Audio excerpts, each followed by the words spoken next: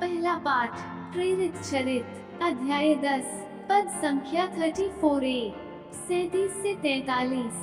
पेतरुस ने कहा, मैं अब अच्छी तरह समझ गया हूँ कि ईश्वर किसी के साथ पक्षपात नहीं करता। नाज़रेत के ईसा के विषय में यहूदिया भर में जो हुआ है उसे आप लोग जानते हैं। वो सब गलीलिया में प्रारंभ हुआ उस बपतिस्मा के बाद जिसका प्रचार यूहन्ना किया था।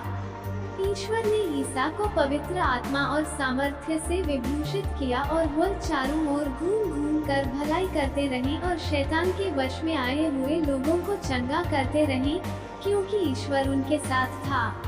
उन्होंने जो कुछ यहूदिया देश और यरूशलेम में किया उसके साक्षी हम हैं। उनको लोगों ने क्रूस के काठ पर चढ़ाकर मार डाला, परंतु ईश्वर ने उन्हें तीसरे दिन जिलाया और प्रकट होने दिया, सारी जनता के सामने नहीं बल्कि उन साक्षियों के सामने जिन्हें ईश्वर ने पहले ही से चुन लिया था। वे साक्षी हम हैं। मृतकों में से उनके जी उठने के बाद हम लोगों ने उनके साथ खाया पिया, और उन्होंने हमें आदेश दिया कि हम जनता को उपदेश देकर घोषित करें कि ईश्वर ने उन्हें जीवितों और मृतकों का न्यायकर्ता नियुक्त किया है। उन्हीं के विषय में सब नबी घोषित करते हैं कि जो उनमें विश्वास करेगा उसे उनके नाम द्वारा पापों की क्षमा मिलेगी। सुसमाचार यूहन्ना अध्याय 20 पद संख्या 1 से 9। मरियम मगदलेना सप्ताह के प्रथम दिन तड़के मुंह अंधेरे ही कब्र के पास पहुंची। उसने देखा कि कब्र पर से पत्थर हटा दिया गया है। उसने सिमोन पेतरुस तथा उस दूसरे शिष्य के पास जिसे ईसा प्यार करते थे बती हुई आकर कहा, वे प्रभु को कब्र में से उठा ले गए हैं और हमें पता नहीं कि उन्होंने उनको कहाँ रखा है। पेतरुस और वह दूसरा शिष्य कब्र की ओर चल पड़े। वे दोनों साथ साथ दौड़े।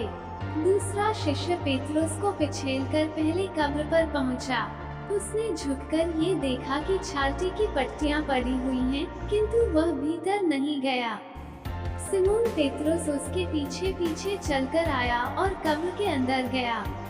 उसने देखा कि पट्टियां पड़ी हुई हैं और ईसा के सिर पर जो अंगोछा बंधा था वह पट्टियों के साथ नहीं बल्कि दूसरी जगह तय किया हुआ अलग पड़ा हुआ है।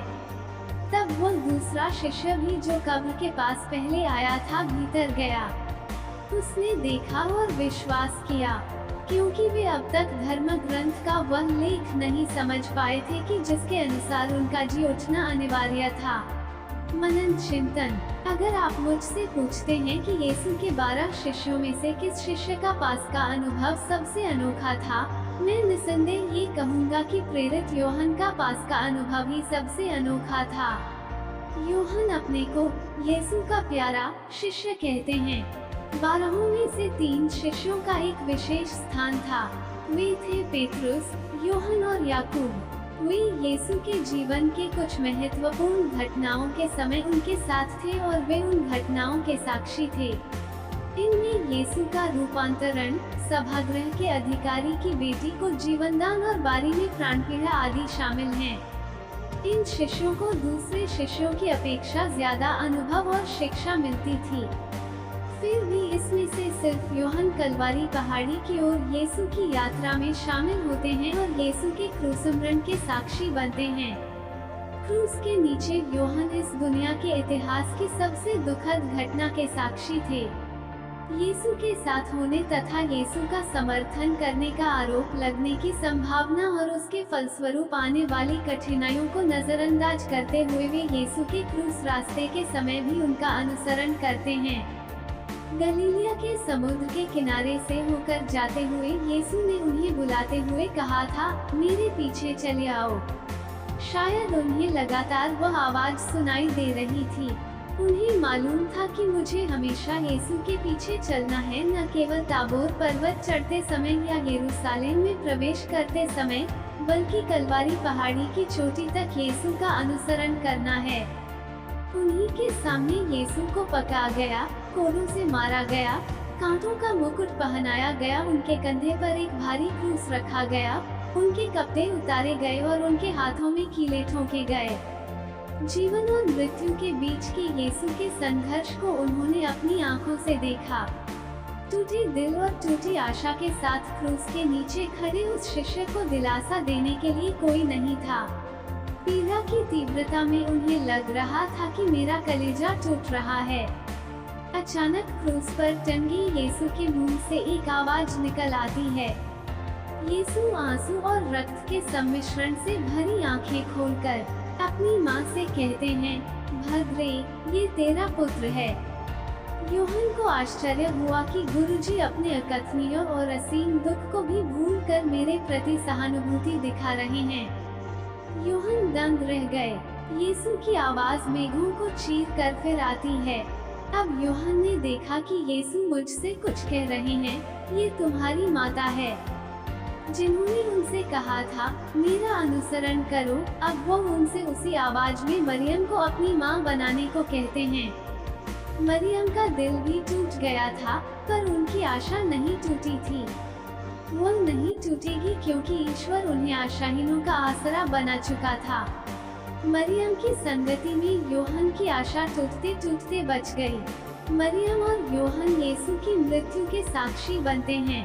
अरिमथिया के यूसुफ और निकोदेमुस की सहायता से वे यीशु की लाश को कब्र में रखकर दोनों शोकाकुल हो घर जाते हैं।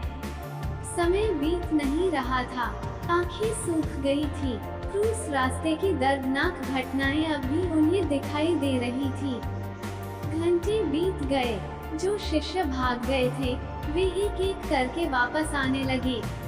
उनमें सामने के दरवाजे से अंदर घुसने का मनोबल नहीं था। पीछे के दरवाजे से अंदर घुसते समय वे माता मरियम और यूहन्ना की ओर देखने में संकोच महसूस करते थे। वे शर्मिंदा थे।